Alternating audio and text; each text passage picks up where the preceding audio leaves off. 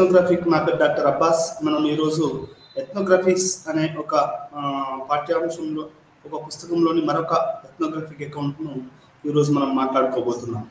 మనకు ఇంతకుముందే మనం చెప్పుకున్నట్టు ఎథ్నో అంటే పీపుల్ అంటే ప్రజలని, ఆ తర్వాత గ్రఫీ అంటేనేమో ఒక కళాత్మకంగా రాయడం అనేది మనం గత కొద్ది రోజులుగా మాట్లాడుకుంటున్నాం. దాంట్లో భాగంగానే మనం మార్గరెట్ మీడ్ గారి గురించి, మాలినోస్కీ గారి గురించి, రాడ్క్లిఫ్ బ్రౌన్ గురించి, ఆ తర్వాత ఇవియాన్ పిచార్డ్ గురించి కూడా మనం తెలుసుకోవడం జరిగింది. అంటే ఈ సమాజం అనేది మీరు గుర్తుపెట్టుకోండి చాలా చాలా పెద్దది.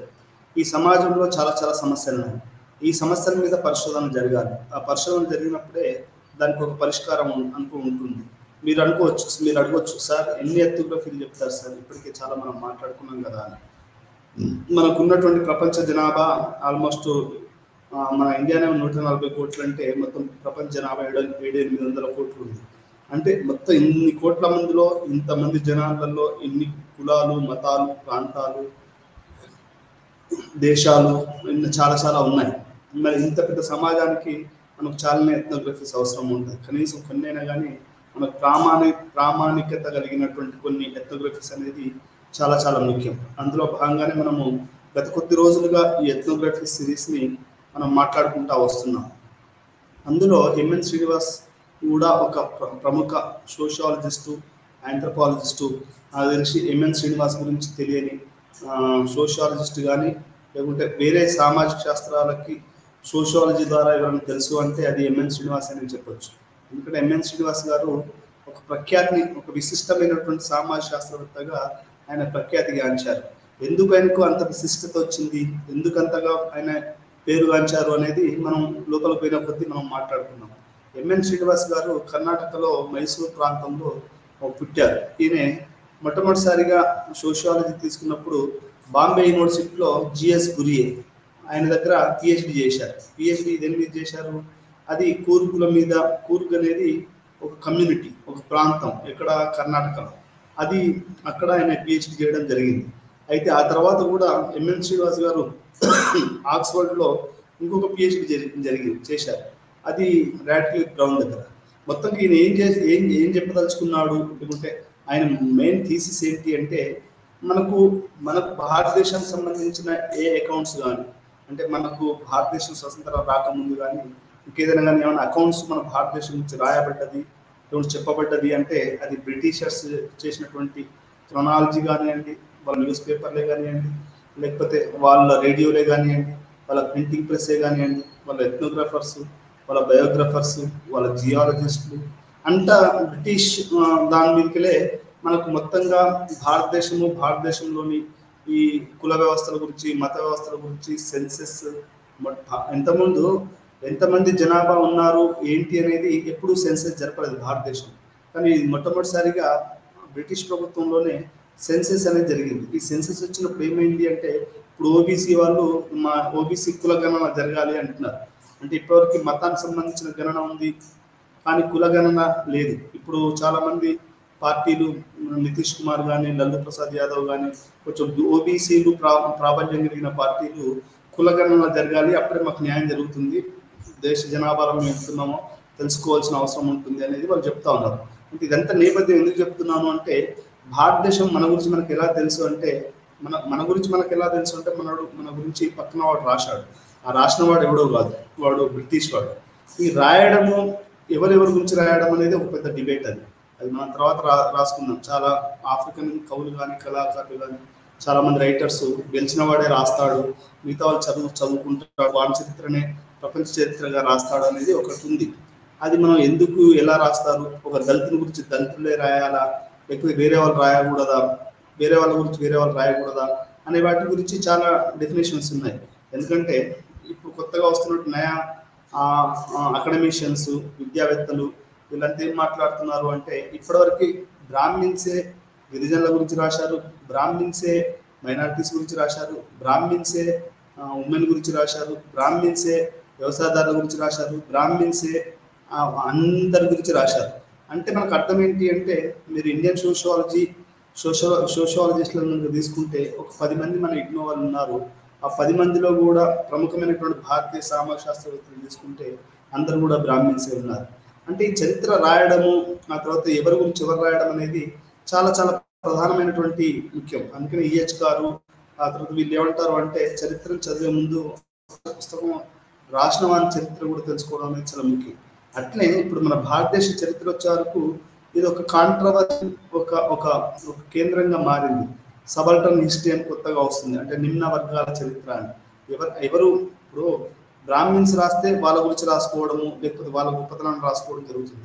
బ్రిటిషర్స్ రాసుకుంటే వాళ్ళ గొప్పతనం గురించి రాసుకుంటారు. కానీ ఒక సామాన్యుడు, ఒక ఒక గ్రామీణుడు, గ్రామీణ స్త్రీలు రాసిన దాంట్లో మళ్ళీ వెనుకబడ్డ కులం వాళ్ళు, లేకుంటే ప్రాంతం వాళ్ళు, ఆర్థికంగా వెనుకబడ్డ వాళ్ళు, రాజకీయంగా వెనుకబడ్డ వాళ్ళు చరిత్రను రాసిన దాఖలాలు ఏంటివి లేవు.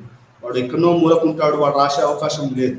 అంటే ఇక్కడ ఎందుకు ఇదంతా మాట్లాడుకోవాల్సి వస్తుంది అంటే, మనము ఈ యొక్క రైటింగ్స్ ఏదైతే జరిగాయో అది సోషియాలజిస్టులైనా కానివ్వండి, బ్రిటిష్ ఆంథ్రోపాలజిస్ట్, భారతీయ సమాజానికి మనం ఎట్లా తెలుసండి భారతీయ సమాజానికి అంటే ఈ యొక్క రైటింగ్స్ ద్వారానే మనకు బయట ప్రపంచానికి భారతదేశం అంటూ ఏంటో తెలిసింది. ఉదాహరణకు ఒక ఉదాహరణ నేను చెప్తాను. బిల్ క్లింటన్ తన చిన్నతనంలో స్కూల్లో భారతదేశం అంటే the land of snakes and snake charmers అని చదువుకున్నాడు. అంటే పాములు, ఒక పాములు ఉండే దేశం, పాములు పట్టుకుని ఆడించే వాళ్ళ దేశంగా బిల్ క్లింటన్ తన దేశంలో భారతదేశం గురించి చదువుకోవడం అనేది జరిగింది. అంటే దీని ఉద్దేశం ఏంటంటే అంటే అమెరికన్స్ భారతదేశం గురించి అలా రాసుకున్నారు. అట్లే బ్రిటిషర్స్ కూడా ఇక్కడ చాలా ఎథ్నోగ్రఫిక్ అకౌంట్స్ జరిగాయి. ఎంఎన్ శ్రీనివాస్ గారు ఈ మొత్తాన్ని బ్రిటిషర్స్ రాసినటువంటి ఎథ్నోగ్రఫిక్ అకౌంట్స్ని, బ్రిటిష్ కలోనియల్ రికార్డ్స్ని, వీటన్నిటిని కూడా ఆయన వ్యతిరేకించాడు. అంటే వ్యతిరేకించాడు అంటే అవి ఎట్లా రాశారు భారతదేశ కుల వ్యవస్థ గురించి అంటే, బ్రిటిషర్స్ ఏం రాశారు అంటే భారతీయ కుల వ్యవస్థ అనేది ఒక మార్పు లేనిది, భారతీయ కుటుంబం అనేది ఒక మార్పు లేనిది, ఒక మార్పు లేని సమాజము, అంటే ఇది ఒక చలనం లేని సమాజము, దీనికి ఒక జడత్వం లేదు. ఈ జడత్వం అనేది ఎందుకు లేదు అంటే దీంట్లో వీళ్ళ ప్రగతి లేదు, చదువు లేదు, కుల వ్యవస్థ ఉంది అనేది, గ్రామీణ వ్యవస్థ, కుల వ్యవస్థ, ఇవి ఒక జడత్వంతో కూడుకున్నటువంటి విషయాలని చెప్తూ అని వాళ్ళు బ్రిటిష్ ఎథ్నోగ్రాఫర్స్ కానివ్వండి, బ్రిటిష్ క్రానాలజీ కానివ్వండి, గెజిట్స్ ఉంటాయి. గెజిట్స్ అంటే గెజిట్ ఆఫ్ ఇండియా అంటే దాంట్లో ప్రభుత్వం అధికారపూర్వకంగా రాస్తూ ఉంటుంది అన్నట్టు. మనకు పేర్లు ఒక్కోసారి గెజిట్లో వస్తూ ఉంటాయి. అంటే ఇప్పుడు గవర్నర్ అయ్యారనుకోండి మీరు ఒక రాష్ట్రానికి, మీ పేరు గెజిట్లో వస్తుంది. గవర్నర్ ఆఫ్ తెలంగాణ ఫలానా శ్రీనివాస్, ఫలానా ఐక్బాల్, ఫలానా జోసెఫ్ అని, అంటే దాన్ని గెజిట్ అని అంటారు. ఇట్లాంటి గెజిట్స్, బ్రిటిష్ గెజిట్స్లో వాళ్ళు భారతదేశం ఎట్లా రాశారు అంటే, భారతదేశం అంటే ఒక జడత్వము, ఒక పాములు పట్టేవాళ్ళు, అసలు ఎటువంటి మార్పులకు గురైన ఒక ప్రాచీనమైనటువంటి దేశంగా బ్రిటిషర్స్ పుంకాలుగా వాళ్ళ యొక్క పుస్తకాలలో, వాళ్ళ ఎథ్నోగ్రఫిక్ అకౌంట్స్లలో, వాళ్ళ యొక్క అడ్మినిస్ట్రేటివ్ రికార్డ్స్లలో, పోలీస్ స్టేషన్స్లలో, రకరకాల రెవెన్యూ రికార్డ్స్లలో, అన్ని చోట్ల కూడా భారతదేశాన్ని ఆ రకంగా వాళ్ళు రికార్డ్ చేయడం జరిగింది. బ్రిటిష్ ఎథ్నోగ్రాఫర్స్ ఎందుకు మాట్లాడుకోవాలంటే, మొదటిసారిగా ప్రపంచాన్ని గురించి రాయడము ఇవంతా చేసింది బ్రిటిష్ ఎథ్నోగ్రాఫర్స్. మీరు హేమండ్ తీసుకోండి, లేకపోతే ఇంకెవరినైనా తీసుకోండి, బ్రిటిష్ ఎథ్నోగ్రాఫర్సే మొట్టమొదటిసారిగా ప్రపంచానికి వాళ్ళు రాశారు. ఏంటి ప్రపంచం ఎట్లా ఉంది ఏంటి వీటన్నిటి గురించి కూడా బ్రిటిష్ ఎథ్నోగ్రాఫర్సే రాశారు. మీరు జపాన్ సొసైటీ గురించి అయినా కానీ, ఇండియన్ సొసైటీ గురించి అయినా కానీ, అమెరికా వాళ్ళన్న రాశారు, లేకపోతే బ్రిటిష్ వాళ్ళన్న రాశారు. అంతేందుకు భారతదేశానికి ఇదే ఇగ్నో మెటీరియల్ నేను కమ్యూనిజం చెప్తూ ఒక ప్రపంచ ప్రసిద్ధి చెందిన బ్రిటిష్ చరిత్రకారుడు ఏం చెప్పాడు అంటే, భారతీయ మధ్యయుగం అనేది, అంటే భారతీయ ప్రాచీన యుగం అనేది ఒక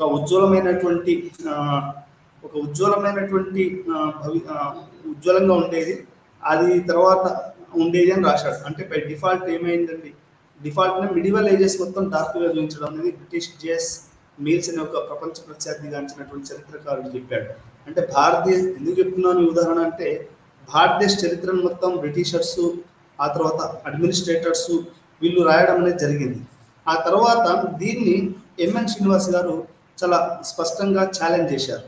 అంటే బ్రిటిషర్స్ యొక్క అకౌంట్స్ని వాళ్ళ యొక్క ఎథ్నోగ్రఫిక్ అకౌంట్స్ని, ఈ యొక్క ఆంథ్రోపాలజికల్ అకౌంటెన్సీని ఈ యొక్క ఎంఎన్ శ్రీనివాస్ గారు చాలా చాలా ఛాలెంజ్ చేశారు. ఆయన కూర్గ్, మీ అందరికీ తెలుసు, కర్ణాటక అనేది చాలా బ్యూటిఫుల్ ప్లేస్ అండి. ఎందుకంటే అక్కడ అది మన ఇప్పుడున్నాయి, ఇది మన వాటిని ఏమంటారు, పర్వత శ్రేణులు ఉన్నాయి. ఆ పర్వత శ్రేణులలో ఈ కూర్గ్ అనే ప్రాంతం అనేది ఉంది.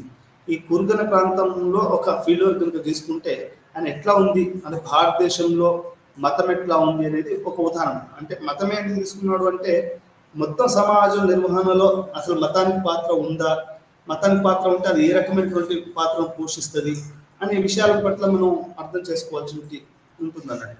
అంటే మతం అనేది మొత్తం సమాజానికి ఉపయోగపడుతుందా లేదా, అంటే ఒక వ్యవసాయదారుడే పనికొస్తాడా, లేకుంటే ఒక కార్మికుడే పనికొస్తాడా, లేకపోతే ఒక కులమే పనికొస్తుందా, మరి మతం పనికిరాదా, అసలు మతం అనేది ఎట్లా ఉంటుంది, అది మొత్తం సమాజంలో ఎటువంటి పాత్ర పోషిస్తుంది, ఎటువంటి సమాజం. ఎందుకంటే మతం అనేది చాలా డీప్ రూటెడ్ అండి, చాలా లోపల ఉంటుంది. అంటే కమ్యూనిస్టులు, సోషలిస్టులు, ప్రొఫెసర్ ఈశ్వరయ్య గారు ఏం చెప్తారు అంటే ఫిడెల్ కాస్ట్రో మతాన్ని సెక్యులరైజ్ చేశాడు అని. మనం కూడా భారతదేశంలో మతాన్ని పూర్తిగా వచ్చేయకుండా ఇప్పుడు మనం కనుక మనకు నియో మార్క్సిస్టులు అయినటువంటి తీసుకుంటే వాళ్ళు ఏమంటారంటే ఉపరితలాన్ని పెద్దగా పట్టించుకోవద్దు. మార్క్సిస్టులు ఏమంటారు, సాంప్రదాయ మార్క్సిస్టులు భూమి, మూలధనము, కార్మికులు, యాజమాన్యము, ఈ 4 ప్రధానంగా మనం మాట్లాడుకోవాలి. ఉత్పత్తి వ్యవస్థ ఏ దేశంలో ఎట్లా ఉంటుందో ఆ దేశం అలా ఉంటుంది అనేది మనకు సాంప్రదాయ మార్క్సిస్టులు చెప్తున్నారు. కానీ మనకు న్యూ మార్క్సిస్టులు అంటే కొత్తగా మనకు వస్తున్నటువంటి మార్క్సిస్టులు ఏం చెప్తున్నారంటే culture, religion also plays very important role అని చెప్తున్నారు వాళ్ళు. అంటే కులము, మతము, కల్చరు, రిచువల్స్, రిట్స్, బిలీఫ్స్, ఆ తర్వాత ఇవన్నీ కూడా ప్రజల్లో యొక్క ప్రభావితం చేస్తాయని కూడా మన నియో మార్క్సిస్టులు అని పేరు గ్రామిషి చెప్తారు. అంటే మనం గుడ్డిగా వ్యతిరేకించడం అనేది మంచిది కాదు, అది సమాజంలో ఏ రకంగా ఉంది, మనం ఏదైనా మార్పు చేయగలుగుతామా లేదా అనేది చాలా చాలా ముఖ్యం. ఇక్కడ ఎంఎన్ శ్రీనివాస్ గారు తన ఫీల్డ్ వర్క్ గాను ఈ మత అంశం అనేది ఎట్లా ఉంది ఈ కూర్గులలో, అసలు ఈ కూర్గులు ఎవరు అనేది మనం తర్వాత మాట్లాడుకుందాం. ఈ కూర్గులలో ఎలా ఉంది అనేది ఆయన ఎథ్నోగ్రఫిక్ అకౌంట్ అనేది చేయడం జరిగింది. మానవ శాస్త్రంలో ఎథ్నోగ్రఫీని ఎందుకు ప్రాముఖ్యత కలిగి ఉంది ఎథ్నోగ్రఫీ అంటే, మనకు ఎప్పుడైతే ఒక చిన్న సమాజాన్ని మనం చదవాలనుకుంటున్నామో, లేకుంటే డీటెయిల్డ్గా కొన్ని తెలుసుకోవాలనుకుంటున్నామో, అప్పుడు ఈ యొక్క ఎథ్నోగ్రఫిక్ అకౌంట్ అనేది చాలా చాలా పనికొస్తుందని మనం అర్థం చేసుకోవాలి. ఎందుకంటే చిన్న సమూహాల గురించి చదవడము, ఒక సమాజం గురించి చదవడం అనేది మన సోషియాలజీలో, ఆంథ్రోపాలజీలో చాలా ప్రధానమైనటువంటి పాత్రను కలిగి ఉంది. కాబట్టి మన మానవ శాస్త్రంలో అంటే ఎస్పెషల్లీ ఆంథ్రోపాలజీలో అది ఎక్కువగా ఎథ్నోగ్రఫిక్ అకౌంట్కి ఎక్కువగా ప్రాముఖ్యత కలిగి ఉందని చెప్పొచ్చు. ఇప్పుడు సోషియాలజీ ఏంటంటే it's more about modern industrial society, అంటే ఆధునిక నగరాలు, లేకుంటే పట్టణాలు, లేకపోతే మన పరిశ్రమలు, లేకుంటే మెగా పరిశ్రమలు, లేకపోతే ఐటీ, లేకపోతే ఇక్కడ సినిమా, లేకపోతే ఇట్లాంటి పెద్ద పెద్ద విషయాలు, ఆధునికమైనటువంటి విషయాల గురించి, భారీ సమాజాల గురించి, పట్టణ సమాజాల గురించి, స్త్రీవాదం గురించి, సినిమాల గురించి, కల్చర్ గురించి మనకు సోషియాలజీ మాట్లాడతాం. అయితే మానవ శాస్త్రంలో ఏంటంటే ఆంథ్రోపాలజీలో ఒక రకంగా ఇది ఏంటంటే మనిషి పుట్టుక, మానవ పరిణామ క్రమం ఎలా జరిగింది, అది గిరిజన నుంచి చిన్న సమూహాలు, ఆ సమూహాలు ఎట్లా బతుకుతాయి, ఆ సమూహాలలో అసలు కులం ఎట్లా ఉంటుంది, మతం ఎట్లా ఉంటుంది. నిన్న మనం మార్గరెట్ మీడ్ గురించి తెలుసుకున్నాం. ఆమె ఏం చెప్పింది అంటే ఈ యొక్క వెస్టర్న్ పసిఫిక్ ఆఫ్ అమెరికాలో వాళ్ళకి యూత్ అనే వాళ్ళ సెక్షువల్ ఓరియంటేషన్ చాలా క్యాజువల్గా ఉంటుంది అనేది అమ్మాయి చెప్పారు. అంటే అదే మెయిన్ స్ట్రీమ్ అమెరికన్ లాగా కాకుండా వాళ్ళ ప్రిఫరెన్సెస్ వేరుగా ఉంటాయని మార్గరెట్ మీడ్ చెప్పారు. అంటే ఒక చిన్న సమాజం చదివారు. ఇది ఆ సమాజాల గురించి చదవడం అనేది, మానవ పరిణామక్రమం ఎలా జరిగింది, మానవ అభివృద్ధి ఎలా జరిగింది అనేది తెలుసుకోవడం అనేది మానవ శాస్త్రంలో మరీ ముఖ్యంగా ఎథ్నోగ్రఫిక్ అకౌంట్స్ అనేది ముఖ్యం. దాన్ని సోషియాలజీలో చికాగో స్కూల్ వాళ్ళు తీసుకోవడము, అర్బన్ స్టడీస్లో అది ఉపయోగించడము, మరి ముఖ్యంగా taxi drivers, drug dealers, corruption, black money, white money, వీటి పెద్ద పెద్ద మాఫియా. ఇప్పుడు హర్షద్ మెహతా ఉన్నాడు. హర్షద్ మెహతా గాడు పెద్ద బ్రోకర్ గాడు. వాడేమన్నవాడు ఒక కానిస్టేబుల్ కొడుకు. అట్లాంటి కొడుకు వాడు, అట్లాంటి కానిస్టేబుల్ కొడుకు అక్కడ వాళ్ళ ఇంటి బట్టినే ఈ స్టాక్ ఎక్స్చేంజ్ ఉండేదట. ఆ చిత్తు కాగితాలు నేర్చుకుంటూ వెళ్ళుకుంటూ ఉంటాయి కదా మన టికెట్ లాంటివి ఉంటాయి, ఏది మనం ఎన్ని షేర్లు కొన్నాం ఏంటని. ఆ తర్వాత వాడు దాంట్లో ఒక బ్రోకర్గా మారి దాంట్లో ఒక మొత్తం మార్కెట్ని శాసించే స్థాయికి వాడు ఎదిగాడు. అంటే ఇట్లాంటి క్రైమ్స్ ఎట్లా జరుగుతాయి అనేది తెలుసుకోవడానికి సోషియాలజీ, ఆంథ్రోపాలజీ నుంచి ఈ ఎథ్నోగ్రఫిక్ అకౌంట్స్ అనేది తీసుకొని అది వాళ్ళు ఉపయోగించడము, మంచి మంచి స్టడీస్ చేయడము, టాక్సీ డ్రైవర్స్, స్లమ్ డ్వెల్లర్స్, ఆ తర్వాత drug mafia, trafficking, illicit liquor mafia, real estate mafia, ఇట్లా ఒకటి కాదండి. అంటే అంతే మనకు వ్యభిచారం, ప్రాస్టిట్యూషన్, ఇవన్నీ కూడా, లేకుంటే ఇల్లీగల్ బిజినెస్, 2 నెంబర్ దందా అంటారు. ఇప్పుడు దందాలలో కూడా 2 రకాల దందాలు ఉంటాయి. ఒకటి నెంబర్ 1 దందా, నెంబర్ 2 దందా.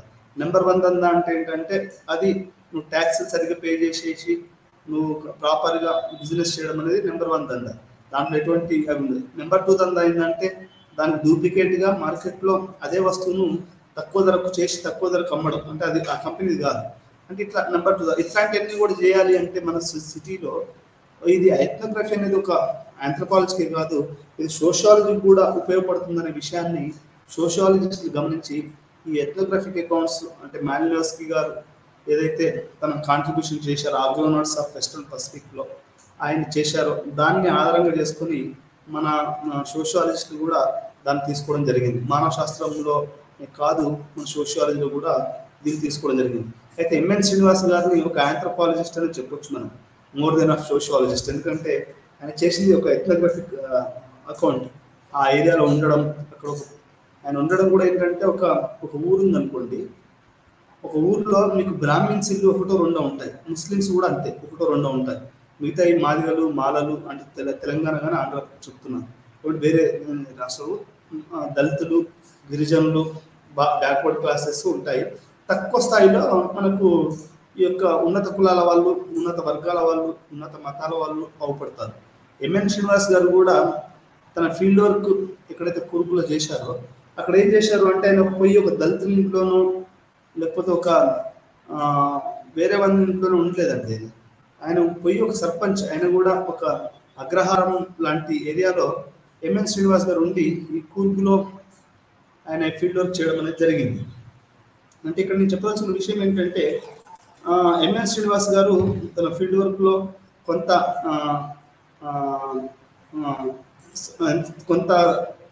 శాస్త్ర సాంకేతికతను పాటించలేదని నేను ఒక సోషాలజిస్ట్గా. ఈ రకంగా మానవ శాస్త్రంలో ఎథ్నోగ్రఫీయే కాదు, సోషాలజీలో కూడా చాలా ఎథ్నోగ్రఫిక్ అకౌంట్స్ ఉన్నాయని మనం చెప్పుకోబడింది. అయితే ఇక్కడ ఎంఎన్ శ్రీనివాస్ గారు పుస్తకం రాయడం జరిగింది. ఒక సాధారణ పరిస్థితులలో ఆయన ఈ పుస్తకాన్ని రాయడం జరిగింది. యాక్చువల్గా ఈ పుస్తకం ఏంటంటే the religion among the Coorgs అనేది religion among the Coorgs and their society అనేది ఆయన మొట్టమొదటిసారిగా బాంబే యూనివర్సిటీలో చదువుకుంటున్నప్పుడు జిఎస్ గురియే గారి దగ్గర ఉన్నప్పుడు ఈ పరిశోధన చేయడం జరిగింది. ఆయన ఎప్పుడైతే ఆక్స్ఫర్డ్కి వెళ్ళాడో అక్కడ రాడిక్లిఫ్ బ్రౌన్ కూడా కలిసిన తర్వాత ఆయన దీని మీద మళ్ళీ వేరే పర్స్పెక్టివ్ తోటి చేయమన్నట్టు ఆయన చెప్పడము, ఈయన దాన్ని రీసెర్చ్ చేయడం అనేది జరిగింది. అంటే ఈయన ప్రధాన ఉద్దేశం ఒకటేనండి, బ్రిటిషర్స్ చెప్పినటువంటి ఎథ్నోగ్రఫిక్ అకౌంట్స్లో భారతదేశం అనేది ఒక జడత్వం కలిగి ఉన్నది. అది మతపరంగా కానీ, కులపరంగా కానీ, ఇంకే పరంగా కానీ ఒక జడత్వంతో కూడుకున్నటువంటిది. కాబట్టి ఈ జడత్వం కరెక్ట్ కాదు అనేది ఎంఎన్ శ్రీనివాస్ గారు చెప్పదలుచుకున్నారు. అది ఎట్లా చెప్పదలుచుకున్నారు, ఆయన చేసిన స్టడీస్లో ఆయన ఇవన్నీ కనుక్కొని చెప్పాడు. ఎట్లా చెప్పాడు అనేది మనం ఇప్పుడు తెలుసుకుందాం. Professor MN Srinivas religion and society among the Coorgs of South India 1952లో ప్రచురితమైంది. 1952లో ప్రచురితమైంది. భారతీయ సమాజాన్ని అర్థం చేసుకోవడంలో కీలకమైన పని ఇది. భారతీయ సమాజాన్ని అంటే పల్లెటూర్లు అనేటివి ఎప్పుడైనా ఒక యూనిట్ అండి, ఒక భారతదేశాన్ని అర్థం చేసుకోవడానికి. అంటే ఒక రకం రాకెటింగ్ సైన్స్ అనుకోండి, understanding villages like rocketing science.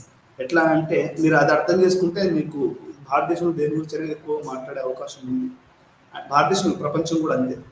MN Srinivas గారు కూడా religion and society among the Coorgs of South India అనేది ఆయన ఒక పరిశోధన చేయడం జరిగింది. ఇది పాశ్చాత్య మానవ శాస్త్రజ్ఞ ఆధిపత్య నమూనా ద్వారా గ్రహించబడిన భారతీయ కుల వ్యవస్థ యొక్క అప్పటి ప్రబలమైన భావాలను సవాలు చేసింది మరియు నిర్ణయాత్మక క్రియాత్మక ఆలోచన విధానంలో హిందూ సమాజాన్ని అర్థం చేసుకోవడానికి ఒక కొత్త మేధో చట్టాన్ని ముందుకు తీసుకొచ్చింది. అంటే ఇది ఏం చెప్తున్నాడు అంటే మన హిందూ సమాజాన్ని, కుల సమాజాన్ని, భారతీయ సమాజాన్ని అర్థం చేసుకోవడానికి ఎంఎన్ శ్రీనివాస్ గారు చేసినటువంటి పరిశోధన అనేది ఒక కొత్త ఆలోచన, క్రియాత్మకమైనటువంటి ఆలోచనను దారితీసిందని చెప్పొచ్చు. ఎందుకు క్రియాత్మకమైంది అని చెప్పాలి అంటే ఆయన ఏమంటారు అంటే కుల వ్యవస్థ అనేది స్టాటిక్గా లేదు. ఉదాహరణకి కూర్గులు వాళ్ళు బ్రాహ్మిన్స్ కాదండి, వాళ్ళు ఏమనుకుంటారంటే వాళ్ళు క్షత్రియులు. వాళ్ళ గురించి మళ్ళీ కొంచెం మాట్లాడుకుందాం, అది కొంచెం ముందు పోయిన తర్వాత మాట్లాడుకుందాం. ఇట్లా మార్పులేని సరస్వత్వ వ్యాపారం దృష్టికి తెచ్చింది. ఈయన ఈ యొక్క పుస్తకంలో అంటే ఫస్ట్ కూర్గులో గురించి మాట్లాడుకుంటూ ఈ పుస్తకంలో మొదటిసారిగా ఏం రాశాడు అంటే భూభాగము, స్థలాకృతి, వృక్షజాలము మరియు జంతుజాలానికి సంబంధించిన కూర్గుల్లో వారి భౌగోళిక ప్రదేశంలో ఉంచడం ద్వారా పుస్తకం ప్రారంభమవుతుంది. అంటే నేను మొట్టమొదటిసారిగా ఆ కూర్గుల గురించి మాట్లాడేటప్పుడు ఏం మాట్లాడాడు, వాళ్ళ చుట్టుపక్కల ఉన్నటువంటి కొండలు, వాళ్ళ చుట్టుపక్కల ఉన్నటువంటి జాగ్రత్తల ఏరియా, అక్కడ ఉన్నటువంటి అడవులు, అక్కడ ఉన్నటువంటి పశుపక్షాదులు, వాళ్ళ మధ్యలో ఈ కూర్గ్ కమ్యూనిటీ అనేది ఎట్లా ఉంది అనేది మొట్టమొదటిసారి చాప్టర్లో ఆయన కూర్గ్స్ రిలీజన్ అండ్ సొసైటీ అమౌంట్ కూర్గ్స్ అనే దాంట్లో మొట్టమొదటి చాప్టర్గా ఇది రాశాడు. దీని సాపేక్షిక ఒంటరితనం మరియు చరిత్ర ద్వారా అధికార పాలనలో ఈ సాపేక్షతను, ఐసోలేషన్ తమ ప్రయోజనాల కోసం ఉపయోగించుకున్నారు. అంటే ఈ చరిత్ర కనుక మనం కూర్గు చరిత్ర కనుక మనం చూస్తే అది ఒక రకమైనటువంటి ఒక చోట విసిరివేయబడ్డలాగా ఉంటుంది. ఇప్పుడు హైదరాబాద్ అనుకోండి, మీకు హైదరాబాద్ మీరు కనుక మ్యాప్ చూస్తే, భారతీయ మ్యాప్ చూస్తే అది సెంటర్ ఆఫ్ ది పాయింట్లో మీకు హైదరాబాద్ అవుపడుతుంది. ఇది విసిరివేయబడ్డ ప్రాంతం కాదు, ఇది సెంటర్. కానీ కూర్గ్ ఎట్లా ఉంది అంటే అది బ్రిటిష్ కాలంలో కానీ ఆ తర్వాత కాలంలో కానీ అదొక విసిరివేయబడ్డ ప్రాంతంగాను, అది చాలా దూరంగాను, ఐసోలేటెడ్గాను, సరైనగా అంటే చాలా కామ్గా, కూల్గా ఒక ఐసోలేటెడ్ ప్రాంతంలో మనకి ఈ యొక్క కూర్గ్ అనే ప్రాంతం అనేది ఉంటుంది. ఇది బ్రిటిష్ కాలంలో రోడ్లు, మౌలిక సదుపాయాలు ప్రాంతానికి పరిమితంగా ఉంది. ఇందులో కూర్లు అనేక శతాబ్దాలుగా కూర్గ్లోని అటవీ ప్రాంతాలను ఆక్రమించడంలో వారి సొంత జీవన విధానంతో వారి ప్రధాన పంటగా ఉన్న వ్యవసాయ సమాజంలో ఒక ప్రత్యేక సంబంధం కనిపిస్తుంది. అంటే బ్రిటిషర్స్ వచ్చిన తర్వాత ఏమైంది అంటే కూర్గ్ ప్రాంతానికి రైల్వే లైన్ వచ్చింది, కూర్గ్ ప్రాంతానికి ఎలక్ట్రిసిటీ వచ్చింది, కూర్గ్ ప్రాంతానికి రోడ్లు వచ్చాయి, కూర్గ్ ప్రాంతానికి నవజీవన బ్రిటిష్ విధానం వచ్చింది. ఇది ఒక రకంగా కమ్యూనికేషన్ను, టెలికమ్యూనికేషన్ను, అంటే అది పర్వత ప్రాంతాలలో ఉన్న, దూరంగా ఉన్న, అది ఏం చేసింది అంటే ఈ యొక్క కూర్గుని కొంత దీంట్లోకి కలిపింది. అంటే ఒక మెయిన్ స్ట్రీమ్ దాంట్లోకి వచ్చింది అనేది మనం అర్థం చేసుకోవచ్చు. అంటే కూర్గులోని వ్యవసాయం కానీ ఇవన్నీ కూడా కొంత మార్పు గురయ్యాయి. అయితే కూర్గ్ అనే ప్రాంతం ఇట్లా అడవులలో ఉంది, జంతుజాలం ఉంది, ఫారెస్ట్లో ఉంది, వాళ్ళు వ్యవసాయ ప్రధానంగా ఉన్నారు. ఆ వ్యవసాయ ప్రధానం కాస్త తర్వాత అది కాఫీ పంటలుగా మారడం అనేది బ్రిటిషర్స్ వాళ్ళు రావడం ద్వారా జరిగింది. యాక్చువల్గా నాకు తెలిసి కర్ణాటకకి ఒక సూఫీస్ ఏంటో ఎవరు నాకు గుర్తులేదు సరిగా, అతను కాఫీని కర్ణాటక తీసుకొచ్చాడని విన్నాను. కూర్గులు అంతకుముందు మొత్తం వ్యవసాయం ఉండేది, కానీ ఆ ఏటవాళ్ళ ప్రాంతము, అక్కడ ఉన్నటువంటి తేమార్చి అవన్నీ కూడా నేను బెంగళూరు చూసినప్పుడు కూడా కొంచెం స్టన్ అయిపోయాను. ఎందుకంటే అది ఎప్పటికి చల్లగా ఉంటుంది. కర్ణాటక కూడా నీకు ఆల్మోస్ట్ కేరళ, కర్ణాటక కూడా ఎట్లా ఉంటుందంటే ఇవన్నీ పర్వతాలండి, నాకు ఆ పేరు గుర్తుకు రావట్లేదు. అంత భూమి అంతా ఎట్లా ఉంటుందంటే ఏటవాలుగా ఉండి ఎప్పటికి చల్లగా ఉంటుంది. అది అంటే అది కాఫీ పంటలకి, ఆ తర్వాత తేయాకు పంటలకి ఇవి చాలా. ఇప్పుడు డార్జిలింగ్ ఎట్లా ఉంటుంది అట్లా మనకు హైదరాబాద్లో ఇంత, ఇట్లా బెంగళూరులో మనకి ఉష్ణోగ్రత ఇంత ఉండదు. అంటే మనకు ఈ హ్యూమిడిటీ, ఈ ఎండలు ఇంత ఉండవు. కూర్గ్ అనే ప్రాంతం కూడా వారి సొంత జీవిత విధానాన్ని కలిగి, అంటే సొంత జీవిత విధానం అంటే ఏంటంటే మీరు అడగవచ్చు, సార్ ఇది సొంత జీవన విధానం ఏంటి, పరాయి జీవన విధానం ఏంటని. ఇప్పుడు నేను కోట్ వేసుకున్నాను, ఇది భారతీయ జీవన విధానం కాదు. నేను ఊర్లో ఉంటే ఒక లింగి కట్టుకొని, ఒక బనియాన్ వేసుకొని, అది యాక్చువల్గా నా సొంత జీవన విధానం. కానీ ఆ సొంత జీవన విధానం ఈరోజు ఏమైందండి అంటే అది సిటీలోకి వచ్చేసేసి ప్యాంటు, షర్టు, కోటు, ఆ తర్వాత అవన్నీ మారిపోయాయి. అంటే ఇప్పటికీ కూర్గులలో వాళ్ళ సొంత జీవనం, ఇది చాలా చూడడానికి చాలా సాదాసీదాగా ఉన్నాయి. సొంత జీవన విధానం అనే పదం దీంట్లో చాలా చాలా నిగూఢార్థం ఉందని మనం అర్థం చేసుకోవాలి. అంటే మన జీవన విధానం, అంటే మొదటి నుంచి వస్తున్నటువంటి మన జీవన విధానం, అది హిందూ అయినా, ముస్లిం అయినా, ఏ కులమైనా, ఏ మతమైనా, ఏ ఏ ఏ ఆడపిల్లైనా కానీ, ఏ స్త్రీలైనా, ఏ ప్రాంత స్త్రీలైనా వాళ్ళ సొంత జీవన విధానం గడుపుతున్నారా, లేకపోతే వాళ్ళలో మార్పులు వచ్చాయనేది చెప్పడానికి చెప్తున్నాం. వాళ్ళు కురుకులు సొంత జీవన విధానాన్ని కలిగి ఉన్నారు.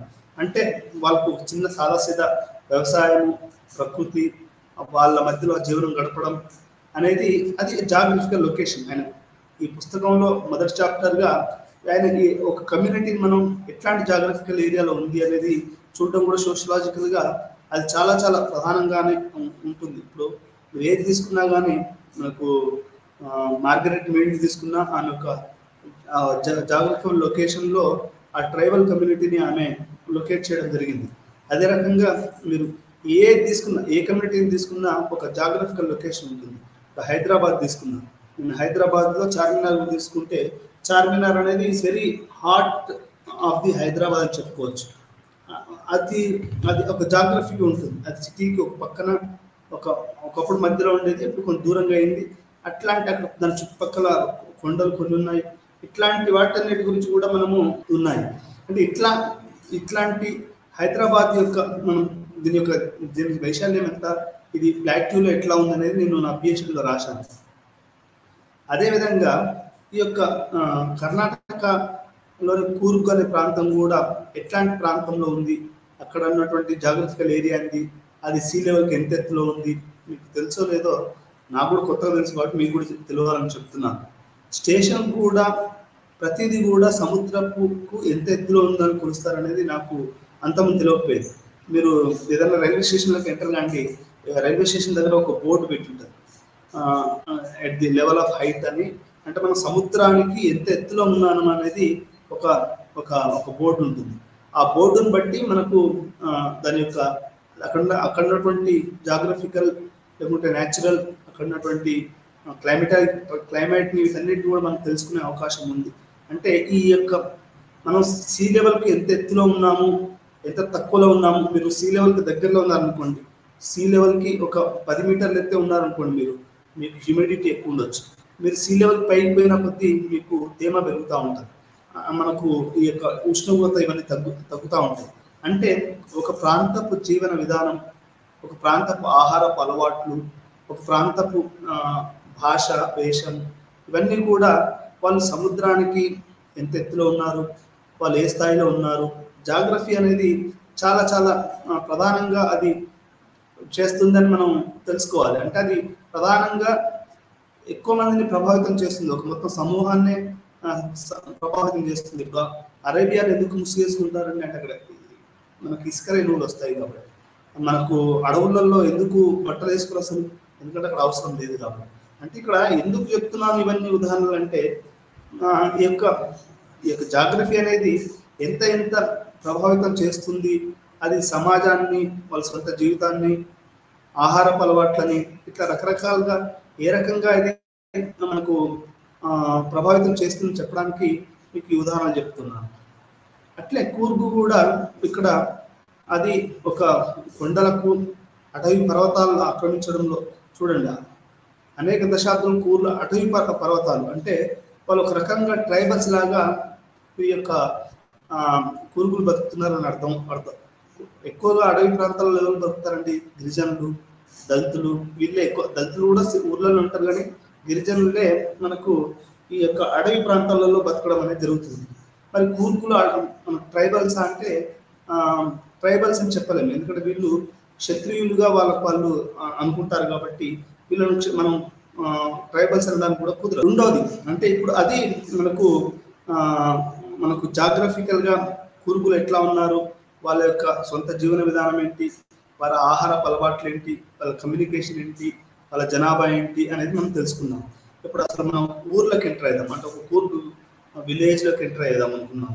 ఆ కూర్గ్ విలేజ్లో ఎట్లా ఉంది అనేది మనకి ఎంఎన్ శ్రీనివాస్ గారు మతం అనేది ఒక సమాజంలో ఏ రకంగా ఎలా పనిచేస్తుంది, మనకు అది ఇన్విజిబుల్గా ఉండొచ్చు కానీ అది ఎట్లా ప్యూరిటీ, పొల్యూషను, వర్ణాశ్రమ, ధర్మ, కుమ్మరోళ్ళు, మంగళోళ్ళు, ఎక్కలోళ్ళు, మార్గమాల, ఎవడెవడు ఎట్లా పనిచేస్తున్నాడు, వైశ్యులు ఏం చేస్తున్నారు, శూద్రులు ఎట్లా ఉన్నారు, ఆ తర్వాత క్షత్రియులు ఎట్లా ఉన్నారు, ఇదంతా ఈ కుల వ్యవస్థ ఎట్లా ఉంది అంటే గ్రామీణ సమాజాన్ని ఆయన ఒక ఎథ్నోగ్రఫిక్ అకౌంట్స్ ద్వారా ఆయన చెప్పడం అనేది జరిగింది. రెండో సామాజిక నిర్మాణం, భారతీయ సామాజిక నిర్మాణం, భారతీయ కుల వ్యవస్థ అనేది మనం తెలుసుకోవాలంటే అది మనం భారతీయ గ్రామీణ సామాజిక నిర్మాణం తెలుసుకోవాలి.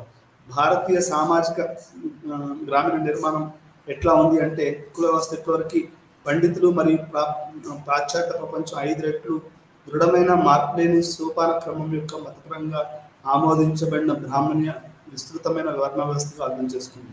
అంటే మొత్తంగా ప్రపంచం భారతదేశాన్ని ఎట్లా అర్థం చేసుకుంది అంటే ఒక మార్పు లేనటువంటి ఒక ఎటువంటి జడత్వం కలిగినటువంటి ఒక కుల వ్యవస్థ కలిగి ఉన్నట్టుగా మొత్తం ప్రపంచం మన భారతదేశాన్ని మార్పు లేని సోపాన క్రమం అంటే నిచ్చెన మెట్ల సమాజం, పైన బాపనోడు ఉంటాడు, తర్వాత క్షత్రియుడు ఉంటాడు, తర్వాత వైశ్యుడు ఉంటాడు, తర్వాత శూద్రుడు ఉంటాడు, ఆ తర్వాత అంటచూపులు అనేవాడు ఉంటాడు.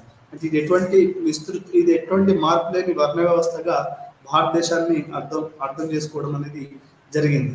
మరి ఈ బాపనోళ్ళు ఏంటంటే పౌరహిత్యము, ఆ తర్వాత క్షత్రియులు యోధులు అంటే ఒక గ్రామం ఉందంటే క్షత్రియులు ఊరికి పెద్దలుగా, ఇప్పుడు మీరు పటేల్స్ పట్వారి అనేది మీరు చూసే ఉంటారు, ఇట్లాంటి ఉన్నారని వాళ్ళు చెప్పారు. ఈ రకంగా మనకు క్షత్రియులు, దొరలు, యోధులు, వైశ్యులు, వ్యాపారులు, ఆ తర్వాత 3వ దాంట్లో వ్యాపారులు ఉన్నట్టుగా మనకు ట్రేడింగ్ అంటే కోంటోళ్ళు, అతను మార్వాడీస్, మీరు తెలంగాణ చూడండి, ఆంధ్రప్రదేశ్ చూడండి, బెంగాల్ చూడండి, కేరళ చూడండి, మొత్తం ఈ మార్వాడీసే ఉంటారు.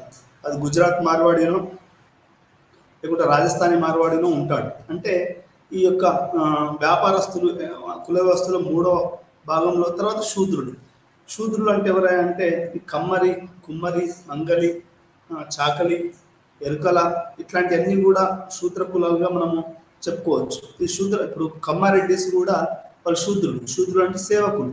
ఇప్పుడు కమ్మారెడ్డిస్ మన తెలంగాణ ఆంధ్రప్రదేశ్లో ఏం చేస్తారండి, వ్యవసాయం చేస్తారు. అంటే కుల వ్యవస్థలో వీళ్ళు వ్యవసాయ కమ్యూనిటీగా ఉన్నారు. అంటే కుల వ్యవస్థలో వాళ్ళు తక్కువనే ఉన్నారు, శూద్రులు అంటే తక్కువగానే ఉన్నారు వాళ్ళు. అందుకనే ఎన్టీ రామారావు కానీ చాలా మంది శూద్రులు ఏంటంటే యాంటీ బ్రాహ్మణికల్ ఒక టెండెన్సీ తమిళనాడు మొదలైంది, అది పెరియార్ గారి నుంచి మొదలైంది. మీకు శూద్ర కులాలు యాంటీ బ్రాహ్మణికల్గా ఉంటారు.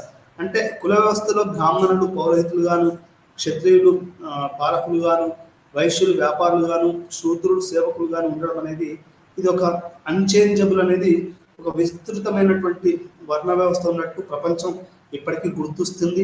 అది మరి నిజమా అబద్ధమా, మరి ఎంఎన్ శ్రీనివాస్ గారు మరి ఎటువంటి స్టడీ చేశారు, ఏం చెప్పారు అనేది కూడా ఇది సంస్కృతీకరణ భావన ద్వారా సవాల్ చేయబడింది. అంటే దీన్ని ఈయన సవాల్ చేశాడు. ఎవరు ఇది ఒక విస్తృతంగా ఏదైతే అర్థం చేసుకున్నారో కుల వ్యవస్థని, ఎంఎన్ శ్రీనివాస్ గారు దీన్ని ఛాలెంజ్ చేశారు. ఎవరు చెప్పారు నీకు ఈ కుల వ్యవస్థ అనేది మన జడత్వం కలిగింది కాదు, దీంట్లో మార్పులు జరుగుతున్నాయి, కుల వ్యవస్థలో మార్పులు జరుగుతున్నాయి, అది సంస్కృతీకరణ అంటే సాంస్క్రిటైజేషన్ ద్వారా మారుతుంది అనేది ఈయన చెప్పడం జరిగింది. ఆయన ఎట్లా చెప్తాడు అంటే, ఉదాహరణకు కూర్గులే తీసుకున్నాం అనుకోండి. కూర్గులు అనే వాళ్ళు క్షత్రియులు, వాళ్ళు క్షత్రియులుగా వాళ్ళు భావిస్తారు. వాళ్ళ దేవతలు కూడా వేరుగా ఉన్నా వాళ్ళు క్షత్రియులుగా భావిస్తారు. వీళ్ళు బ్రాహ్మిన్స్ని ఎప్పుడు కూడా పెద్దగా పట్టించుకోరు. ఒక్కోసారి బ్రాహ్మణుడు లేకపోయినా కుటుంబం కానీ పౌరోహిత కార్యక్రమాలు కానీ అవి వాళ్ళు చేస్తారనేది మీకు ఎంఎన్ శ్రీనివాస్ గారు చెప్తున్నారు. వైశ్యులు వ్యాపారులు, శూద్రులు, సేవకులు మరియు కార్మికులు చివరిగా అంటరాని వారు అనుసరించారు. ఇది సాంస్కృతికరణ భావన ద్వారా సవాల్ చేయబడింది. ఇది సాంస్క్రిటైజేషన్ అనే దాని ద్వారా మొత్తం ఈ పారాడైమ్ ఏదైతే బ్రిటిష్ ఎథ్నోగ్రఫిక్ పారాడైమ్స్ ని the MN Srinivas has questioned this whole paradigm. మొదటి అధ్యాయంలో చూపబడిన సామాజిక చలనశీలత యొక్క ఆలోచన, ఆచరణ కులాలు, ఉపకులాలు లేదా జాతులు విభజించబడ్డనే వాస్తవికత ద్వారా మరింత నొక్కి చెప్పబడింది. ఇది చాలా చిన్న ఎండోగమస్ సముదాయం సాంప్రదాయం వృత్తిని అభ్యసిస్తూ మరి కొంత మొత్తంలో సాంస్కృతిక ఆనందాన్ని పొందుతుంది. ఆచారము మరియు న్యాయపరమైన స్వయం ప్రతిపత్తి అంటే ఇక్కడ ఇది ఒక ఎండోగమస్ గ్రూప్ అండి. అంటే కులాలు, ఉపకులాలు అంటే ఇక్కడ జాతి అంటే ఏంటి అంటే అరే ఏం జాతిరా అంటారు. ఇప్పుడు కుల వ్యవస్థలోనే ఈ జాతి అనేది కూడా వర్ణాశ్రమ ధర్మ అనే దాంట్లో ఇది ఒక జాతి అనేది ఒక ఎండోగమస్ గ్రూప్. ఒక మాదిగ జాతి, ఒక మాల జాతి, ఒక ఎరుకల జాతి, లేకపోతే ఒక లంబాడి జాతి అంటే ఇది ఒక ఎండోగమస్ గ్రూప్. అనేది ఎండోగమస్ గ్రూప్ అంటే ఏంటి ఆ పెళ్లిళ్ళు చేసుకున్న వాళ్ళలోనే చేసుకుంటారు, వేరే వాళ్ళు చేసుకోరు. అంటే ఇప్పుడు చదువుకున్న పిల్లలు ఈ ప్రేమ వివాహాలు ఇవి వచ్చిన తర్వాత ఎండోగమస్ గ్రూప్స్ అన్ని కులాలు మతాలు మొత్తం అంబేద్కర్ గారు చెప్పినట్టు అనిలేషన్ ఆఫ్ కాస్ట్ అనేది జరుగుతుంది. అది ఎండోగమస్ కాస్ట్ ఈజ్ ఎండోగమస్ గ్రూప్. ఈ ఎండోగమస్ గ్రూప్స్ ఏంటంటే ఇవి తమ ఒక పక్కనే వాళ్ళు తమ యొక్క వృత్తిని అభ్యసిస్తారు. అట్ ద సేమ్ టైం వాళ్ళ యొక్క ఆచారాలు మడికట్లు ఇవి ఎట్లా ఉంటాయంటే ఆడపిల్లల పెళ్లిళ్ళు కానీ చేసేటప్పుడు కానీ వాళ్ళు వాళ్ళ కులంలోని వాళ్ళకి మాలలకే పెళ్లి చేస్తారు, మాదిగోళ్ళకే, డెక్కులకే, ఎరుకులకి. అంటే అది ఏంటంటే ఎండోగమస్ గ్రూప్ అంటారండి. అని ప్రతి కులానికి ఇక్కడ మీరు అర్థం చేసుకోవాల్సింది ఏంటంటే ఒక వృత్తి ఉంటుంది. ఆ వృత్తిని అభ్యసిస్తూ సాంస్కృతిక ఆనందాన్ని పొందుతారు. అంటే వాళ్ళ కల్చరల్ ఫామ్స్ ఉంటాయి. ఇప్పుడు మాదిగ చిందు కథ, ఎల్లమ్మ కథ, బీరన్న కథ అనేది గొల్లోలకు ఉంటుంది. అంటే ఒక్కొక్క కులానికి ఒక కుల పురాణం ఉంటుంది. అది కూడా మనం అర్థం చేసుకోవాల్సినటువంటి అవసరం ఉంది. అంటే ఒక పక్క ఎండోగమస్ గ్రూప్గా ఉంటేనే వాళ్ళ యొక్క కల్చరల్ దాన్ని వాళ్ళు ఎంజాయ్ చేస్తారు. ఇది మనం అర్థం చేసుకోవాల్సినటువంటి విషయం. ఆచారం మన న్యాయపరమైన స్వయం ప్రతిపత్తి ఇది మొత్తం సాంస్కృతిక ఆనందం పొందుతుంది. ఆచారం మరియు న్యాయపరమైన స్వయం ప్రతిపత్తి భాషా ప్రాంతంలో ప్రతి జాతి వ్యవస్థలను కుల వర్గాల ద్వారా విస్తృత స్థాయి సోపాన క్రమంలో గుర్తిస్తుంది. అంటే మొత్తం కాస్ట్ వ్యవస్థలో వీళ్ళు ఇట్లా కలిసి ఉంటారు. ఇది వారి సొంత గుర్తింపును అలాగే ఇతర ప్రాంతాల నుండి సామాజిక సమూహాల సోపాన క్రమాన్ని అంటే ఆ ల్యాడర్ ఏదైతే ఉందో నిర్వర్తించడం సహాయపడుతుంది. అంటే వేరే వాటితో పాటు పోల్చాడు అనుకోండి. ఇప్పుడు మా దీక్షముంట ఎరకలోళ్ళు మాదిగోళ్ళు మాలలు ఉన్నారంటే నెక్కొండలో ఉన్న మాదిగ మాలలు, వరంగల్లో ఉన్న మాదిగ మాలలు వీళ్ళు ఇది గుర్తింపుని అది అది అది మనకు వేరే సమూహాల ద్వారా గుర్తింపుని అనేది అది తెలియజేస్తుంది. ఈ రకంగా ఈ సిద్ధాంతపరంగా నిషేధించినప్పటికీ మధ్యస్థాయి యొక్క ఉపకులాలు ఉన్నత కులానికి చెందిన పద్ధతులు, ఆచారాలు, ప్యాంథియన్ మొదలైన స్వీకరించడం ద్వారా సామాజిక చలనశీలత కలిగి ఉంటాయి. అయితే ఇక్కడ కొంతమంది అభివృద్ధి చెందిన దళితులను తీసుకోండి మీరు. అందుకే ఒక కవిత వచ్చింది, దళిత బ్రాహ్మణుడు అని. ముస్లిం బ్రాహ్మణుడు, క్రిస్టియన్ బ్రాహ్మణుడు. వాడు క్రిస్టియనే కానీ బ్రాహ్మణ్ లాగా ఉంటాడు. వాడు దళితుడే కానీ బ్రాహ్మణ మాట మాట్లాడతాడు, బ్రాహ్మణ ఆచారాలు చేస్తాడు. అంటే ఇది ఎందుకు జరుగుతుంది అంటే ఈయన ఎంఎన్ శ్రీనివాస్ గారు ఏమంటారంటే ఇది సాంస్క్రిటైజేషన్ జరుగుతుంటుంది, చలనశీలత కలిగి ఉంటుంది.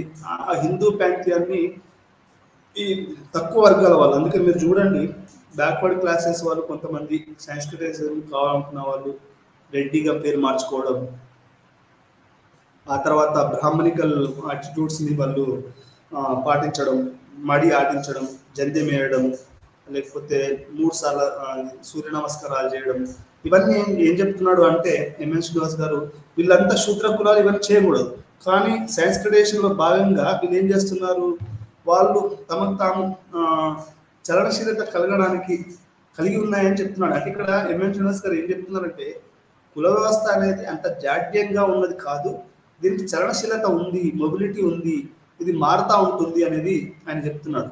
డామినెంట్ కాస్ట్ అని కూడా ఆయన ఇంకొకటి చెప్పాడు. డామినెంట్ కాస్ట్ అంటే ఏంటంటే భూములు కలిగి ఉండడం, న్యూమరికల్ స్ట్రెంత్ కలిగి ఉండడం, రాజకీయ పవర్ కలిగి ఉండడం.